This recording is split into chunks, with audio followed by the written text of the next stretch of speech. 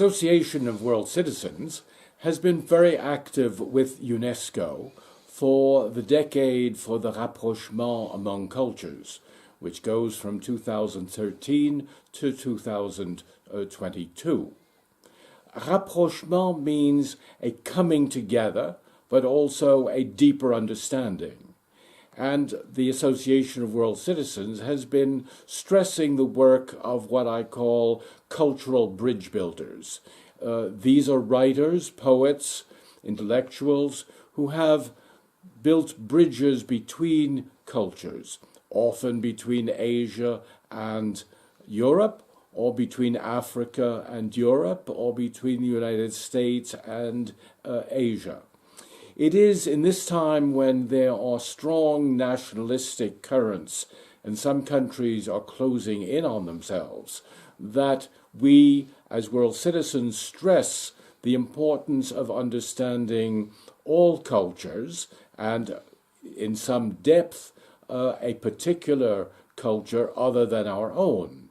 This has been true of people who have lived and worked in India, lived and worked in China, lived and worked in Japan, lived and worked in Africa.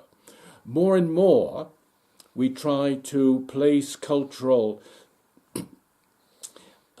artifacts, statues, paintings, in their cultural context. They are not only beautiful in themselves, they tell us something about the culture which has produced them. An African mask is not made originally as an art object. It has a sense of sacredness. It has a sense of being a manifestation of a particular group of people. And therefore, it's important to look at the mask in its cultural context. In Europe in the 1910s, 1920s, European artists started looking at African masks, but only in terms of their art value. Now we see them more in terms of the culture which has produced them. The same is also true for Asian art. The arts of China and the arts of Japan reflect the philosophy of the countries. So they are beautiful in themselves as paintings, as scrolls, but they also tell us something about the place of man in nature. Often in Chinese paintings, a person is a very small personage, a very small object. The mountains, the rivers, the trees are much larger.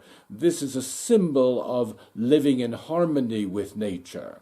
And living in harmony is one of the chief characteristics of Chinese culture. We see the same pattern in Japanese culture. Therefore, it is essential to try to see the spirit of the culture that we are looking at. And this is the idea of this rapprochement among cultures, where UNESCO is playing the lead role, but it is a decade in which we must all participate and which is part of the whole UN system.